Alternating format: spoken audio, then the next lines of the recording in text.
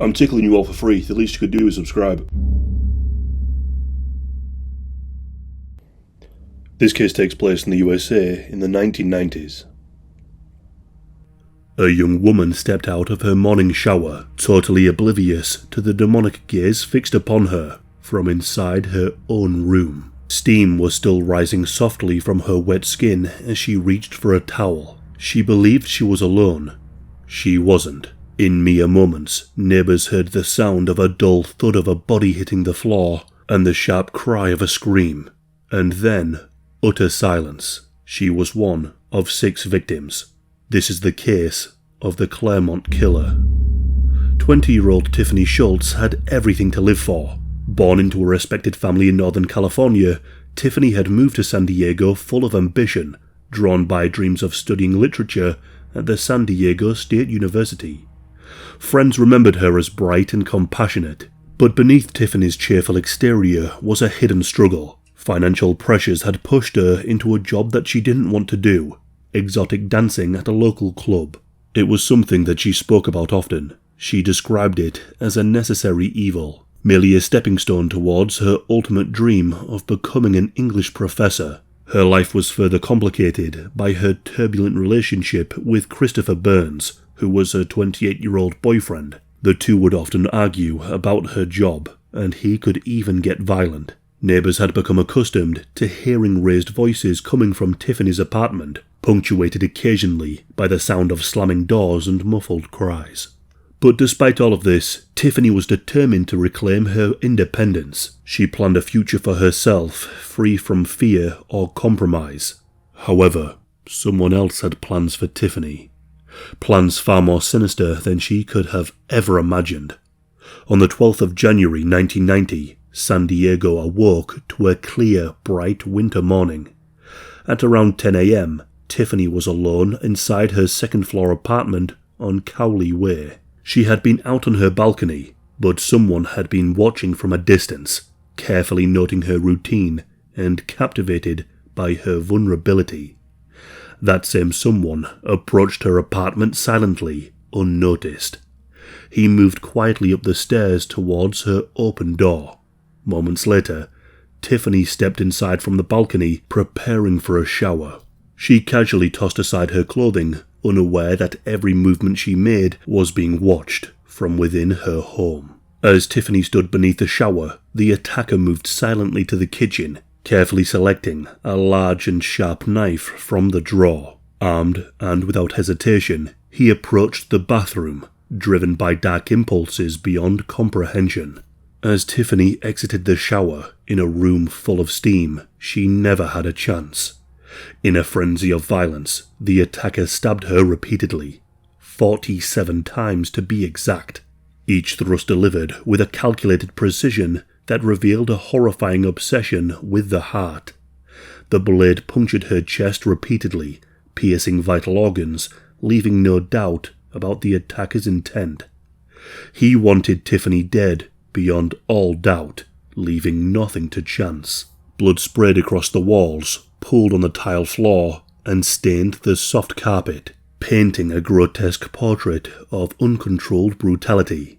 Outside, neighbours later recalled hearing an unsettling scream, which was abruptly cut short, followed by a dull thud. But they dismissed it as just another argument between Tiffany and her boyfriend, and so no one called the police. Hours later, her boyfriend Christopher came into the apartment and discovered Tiffany dead. By the time authorities arrived at the scene, hours had passed. San Diego officers noted that this was no typical murder. Suspicion naturally fell upon her boyfriend Christopher, whose violent history with Tiffany seemed to fit perfectly with the crime. Within hours, Christopher was in custody, vehemently protesting his innocence as detectives pressed harder for a confession. But 3 days later, the evidence cleared Christopher. There were no fingerprints linking him to the murder weapon, and at the time of the murder, he was nowhere near the apartment, and so he was free to go, which left the San Diego police with a chilling realization. The killer was still out there. The police were worried that he would be free to kill again, and kill again he did. Just 1 month later, On the 16th of February 1990, another promising young woman's life was snuffed out in Clairemont, just blocks away from Tiffany's home. 21-year-old Janine Weinhold. Janine had her whole future mapped out, with dreams of becoming a lawyer. She was fiercely independent, proudly living alone and decorating her apartment.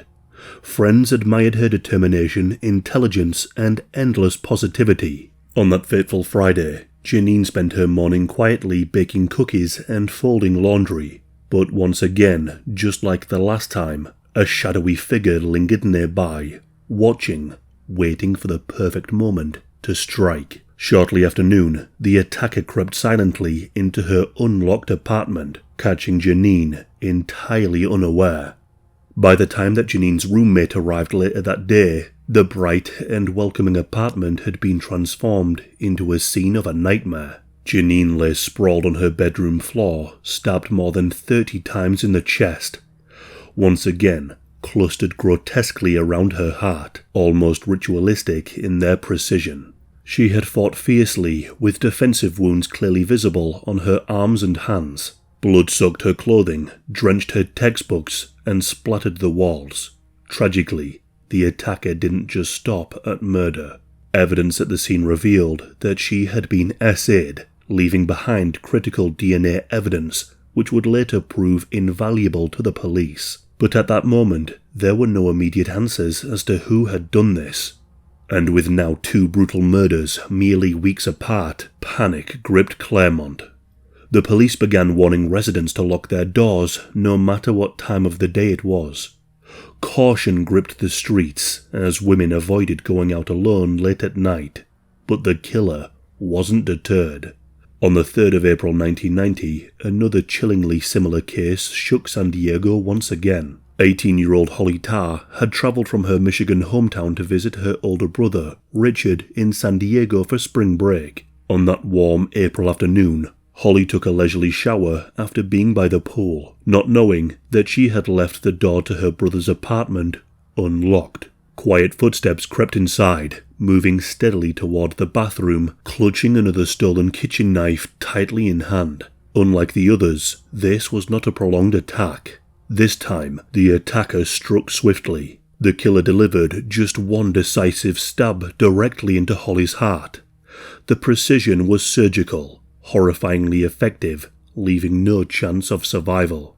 In his haste to escape, the killer encountered a maintenance worker alerted by the commotion.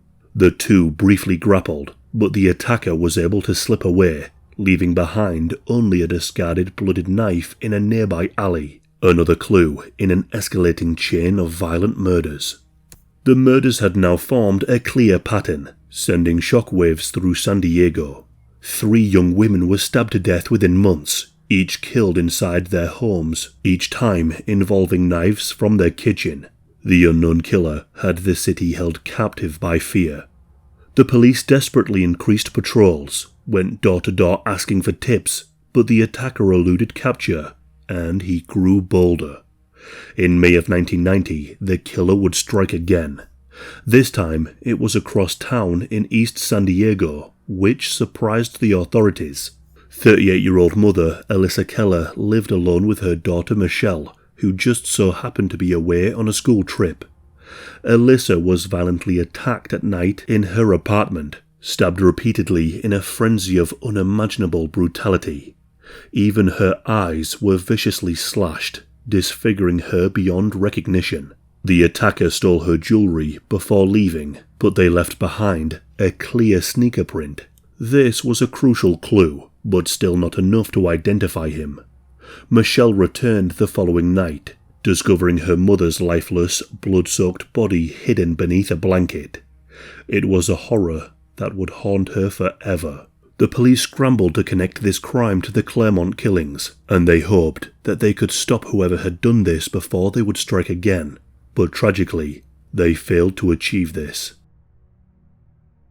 The final horror struck months later, on the 13th of September 1990, when 42-year-old Pamela Clark and her 18-year-old daughter Amber were brutally murdered inside their home. On the morning of the 13th of September 1990, Pamela left her home at around 8 a.m. to go to the gym, while Amber remained at home still asleep.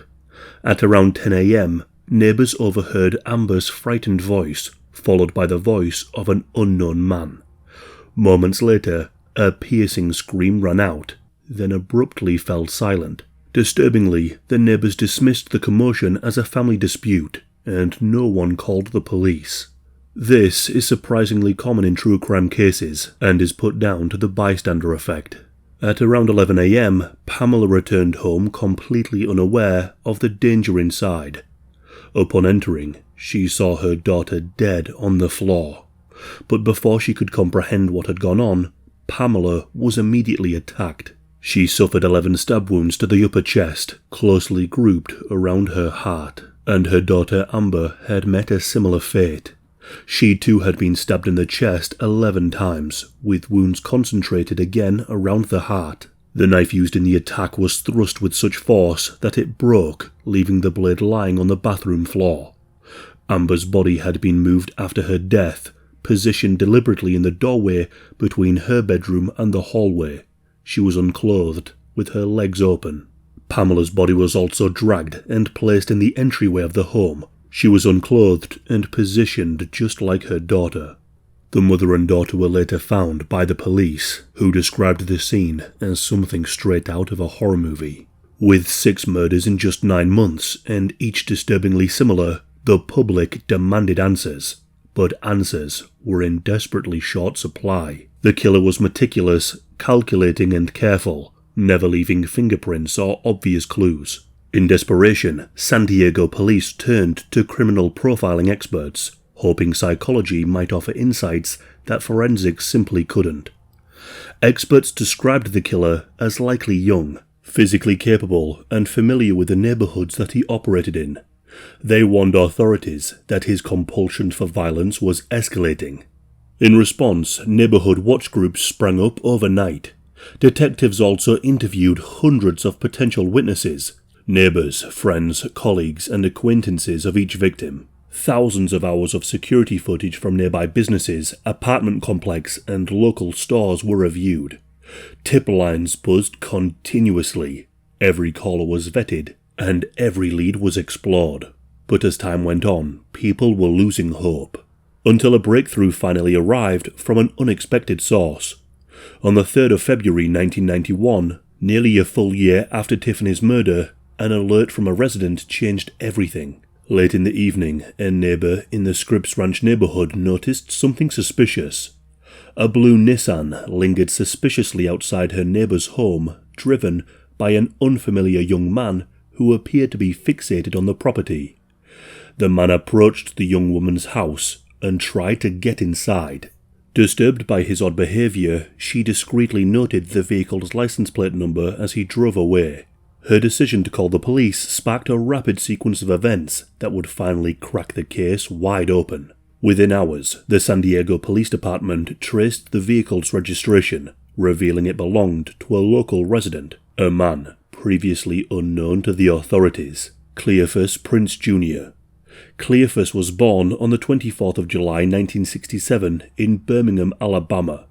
His childhood was unstable and marked by poverty and violence. When he was just 3, his father went to prison for second-degree murder and served 14 years of a 40-year sentence. Cleophas grew up in one of Birmingham's roughest neighbourhoods, where crime was extremely common. In school, he was described as quiet, introverted, and viewed by teachers as an underachiever. It was in his teenage years where he turned to petty crime, such as vandalism and shoplifting. He eventually dropped out of high school without any notice. At 19, he joined the Navy, but he was soon discharged for theft. In late 1989, he moved to Claremont with his girlfriend, Charla Lewis. Neighbours knew him as quiet, polite, and physically fit. But now, the police were onto him. They linked him to an attempted crime which matched all of the previous murders. Quietly, without alerting him, detectives immediately installed surveillance. On the 4th of February 1991, the police discreetly arrested Cleophas in the parking lot of a gym. Initially, he was detained for an outstanding traffic warrant, enabling detectives to question him without prematurely revealing their suspicion of murder. Cleophas remained calm, denied any involvement, and the police had to reluctantly release him as they were wary of tipping their hand without sufficient evidence. However, they continued close surveillance.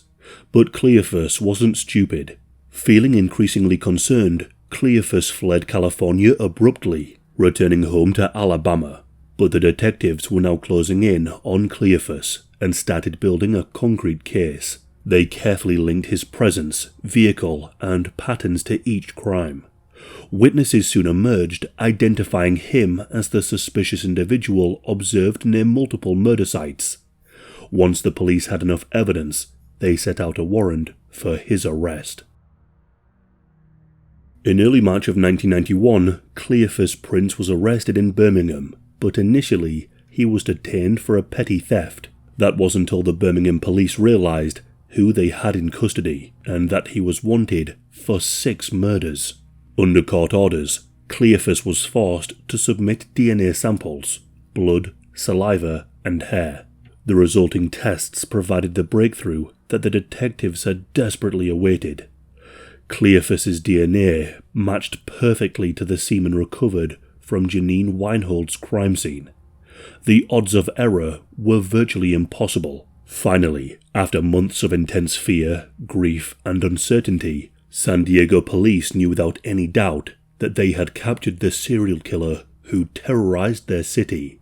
When detectives confronted Cleophas with the forensic results, he continued to deny everything. His demeanor was cold and dismissive, but for police, his denial no longer mattered. The evidence was extremely overwhelming, and this is where things get even more disturbing. The police found the jewelry that was stolen from the victims, and they found it in Cleophas's girlfriend's jewelry drawer. He had gifted the jewelry as a Christmas present. His girlfriend Carla was unknowingly wearing the jewelry of murder victims. Then the police found even more evidence. Everyone walks differently, and so everyone, after wearing their shoes for a while, has a distinctive footprint. Footprints matching his distinctive sneaker pattern further confirmed his guilt beyond question. On the 4th of March 1991, San Diego authorities charged Cleophas with 6 counts of murder. San Diego could finally begin healing, knowing that their streets were safer, though haunted by the memories of a predator who had once stalked them. The trial began in June of 1993, and quickly became one of San Diego's most high-profile and emotionally charged court cases. Cleophas faced 27 charges, including 6 counts of first-degree murder, SA, burglary, along other offences.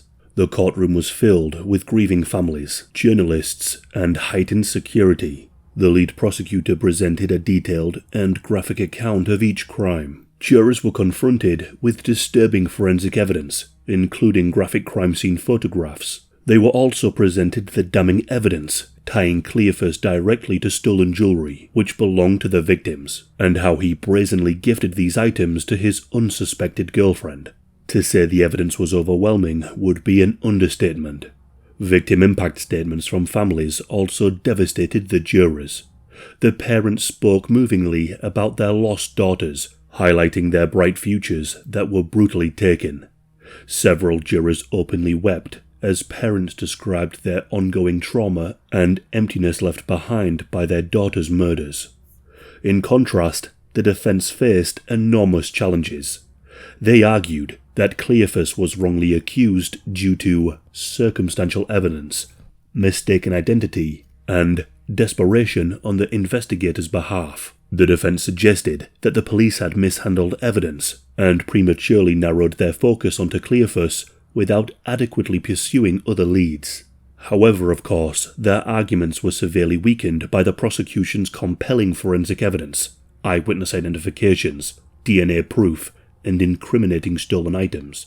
Throughout the trial, it's reported that Cleophas displayed a detached demeanor, rarely expressing emotion or engaging directly. He frequently scribbled on a notepad or whispered briefly to his attorneys. His distant attitude did little to endear him to jurors already distressed by the graphic testimony and vivid portrayals of his disturbing crimes.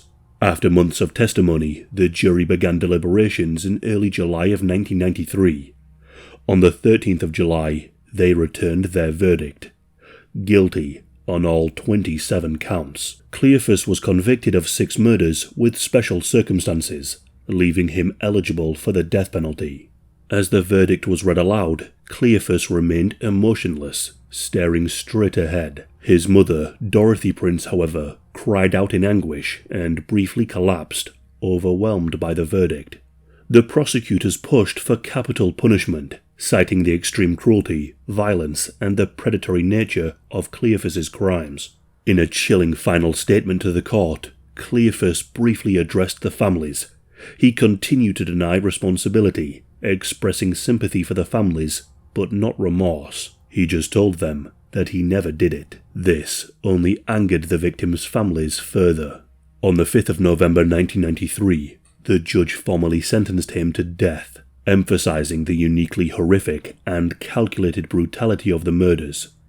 Cleophas just shook his head briefly. As he was led away from the courtroom, a relative of one of the victims shouted at him to rot in hell, and with that, the court proceedings ended, offering some measure of closure for the victims' families, but leaving lasting scars on the entire San Diego community. To honor the victims, community initiatives sprang up across San Diego.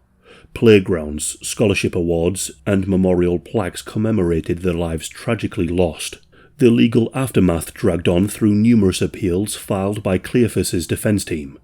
They challenged everything from the DNA to claiming that the trial was biased. However, in 2007, the California Supreme Court unanimously upheld his convictions and the death sentence. So where is he now? Well, despite being sentenced to death, he remains incarcerated at San Quentin State Prison today, and due to recent changes in legislation, it's unlikely that he will ever be executed. Now in his late 50s, Cleophas continues serving his sentence, and though decades have passed, San Diego has never forgotten the horror inflicted by the man forever remembered as the Claremont killer. To this day, Cleophas Prince Jr. has never admitted to the murders he committed, still protesting that he is innocent.